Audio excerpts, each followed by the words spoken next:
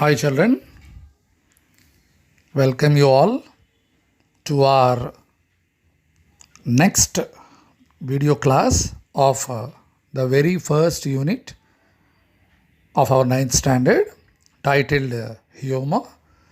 And all of you know, dear children, we successfully completed our snake and the mirror. Children, as I told you, in this unit, we are going to have fun and frolic. In the very first lesson, which comes under reading A of the first unit, we saw how the homeopath troubled or rather threatened or in one way thrilled with the presence of snake in his room. So how finally it was done. We enjoyed, no? So now moving on to the next segment, that is lesson B. It is not a lesson, children. It is a poem and very funny poem titled The Duck and the Kangaroo. So in the previous one, we had a poisonous creature. Now we have one bird and one beautiful creature, the kangaroo. What a friendship, no? Can we imagine the friendship between duck and the kangaroo? One is in the ponds and one keeps on hopping and happily enjoying life. So what is this poem about and how it is funny? Let us enjoy this poem. But before we plunge into the poem, children, all of you know, we must know what first? We must know the details of the poet. So here you see, children, all of you, this poet was Mr. Edward Lear.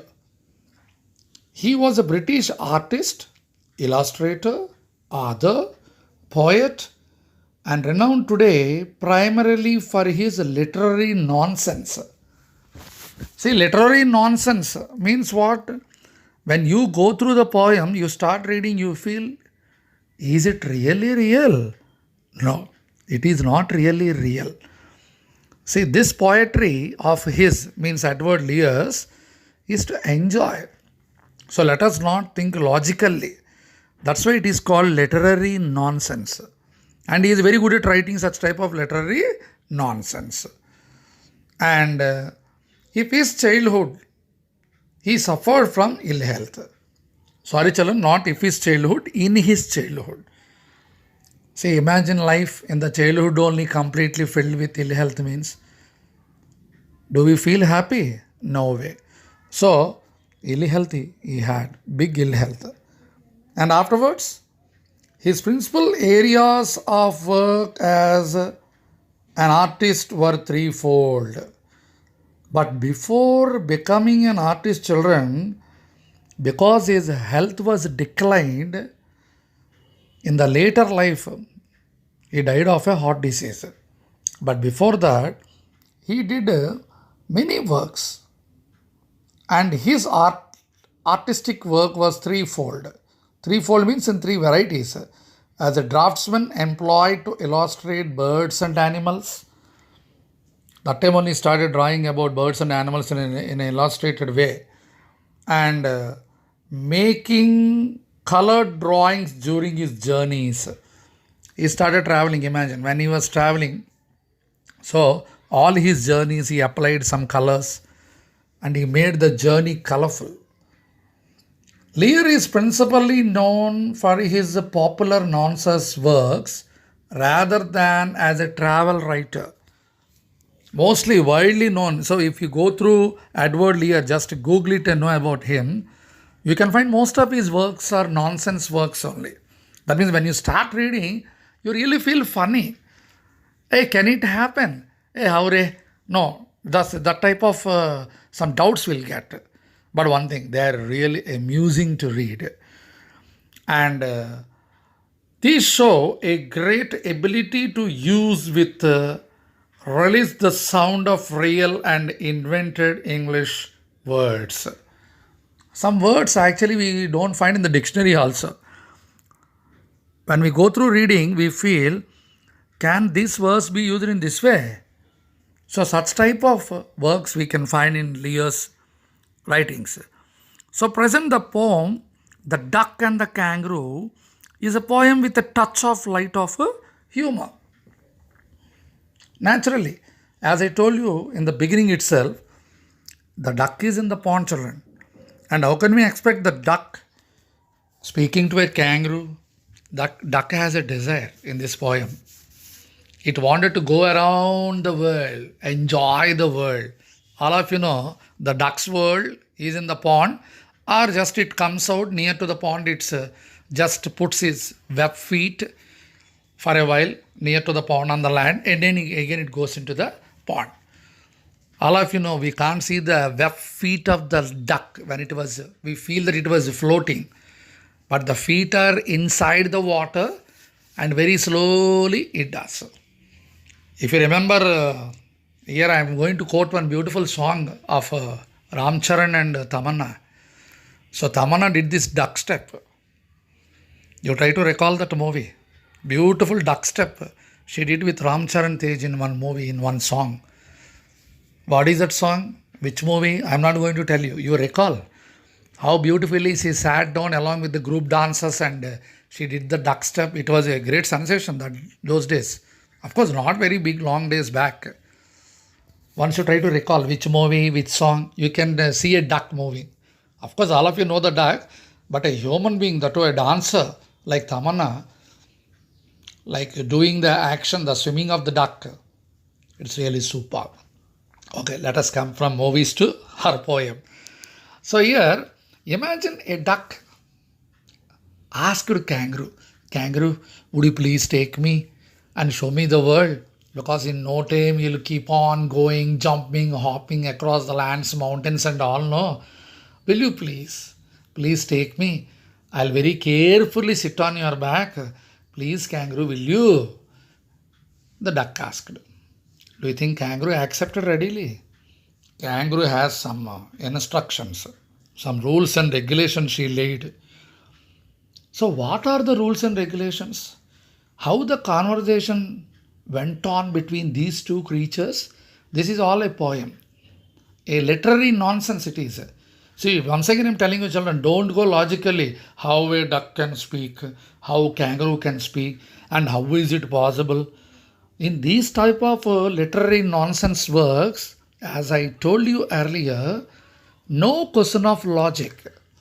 These are just meant to enjoy the verse, enjoy the rhyming if it is there, enjoy the vocabulary which is used by the poet, isn't it?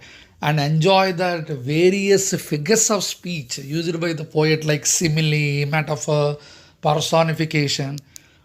See here, when two creatures are speaking means undoubtedly it is a personification only. Because we are watching Tom and Jerry, Mickey Mouse and all, no? Of course, your most favorite Nobita, isn't it? All these are what? Cartoons. How cartoons can speak? So we have given voice to them, like how we are doing these videos. Now see, I am not visible to you, but my voice is coming behind. I'm just showing the pictures and voice is coming.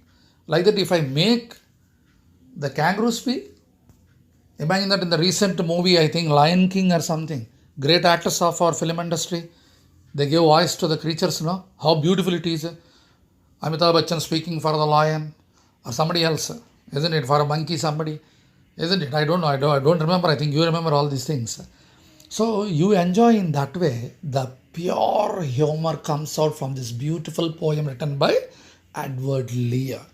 That is the duck and the kangaroo. Children, all of you, what we do in our regular class, I ask you to close your eyes and I will recite the whole poem.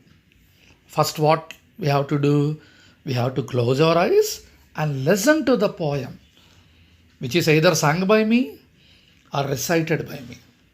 So let us not go for reading here. We have to create one kind of tune for this.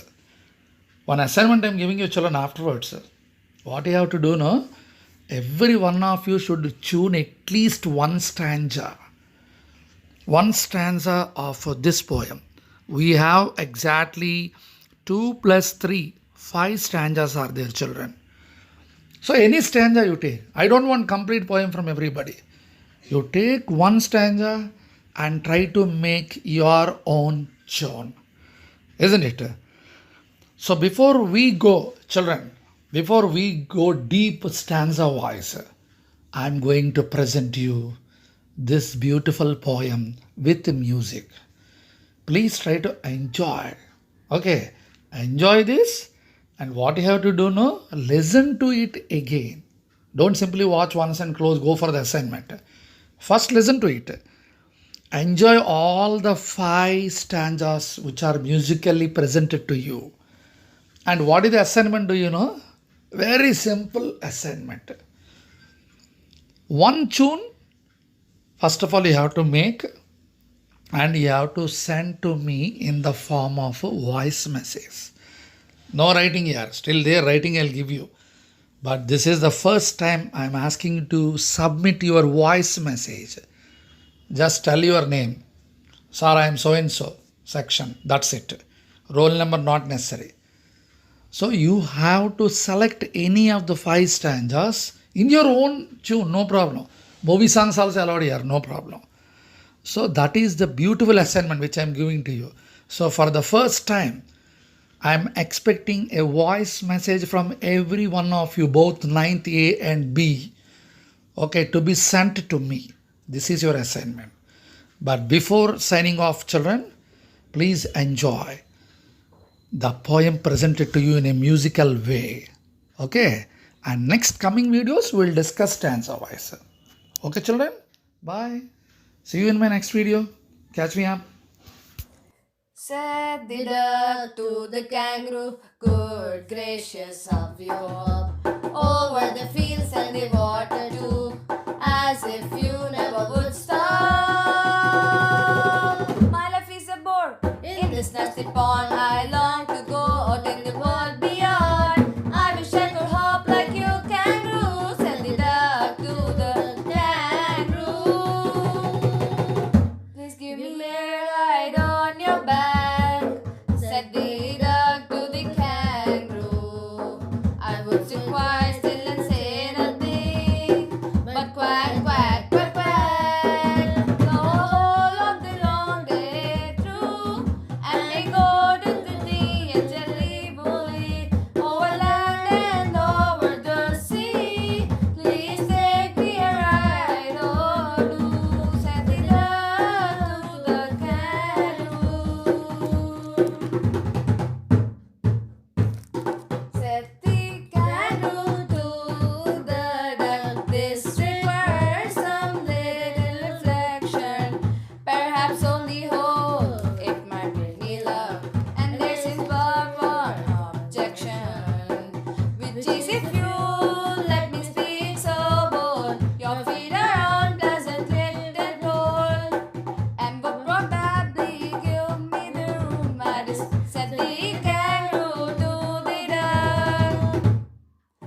Said the duck, as I sit on the rocks, I have thought over that completely. I bought 4 pairs of worsted socks, which fit my web feet neatly. And to keep out the cold, I bought a clock, and every day a cigar I'll smoke, all to follow my own dear true love of a kangaroo, love of a kangaroo.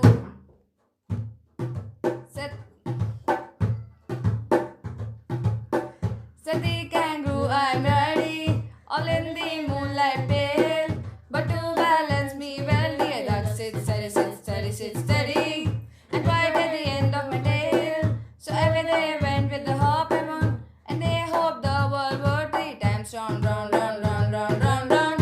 And who's so happy, oh who?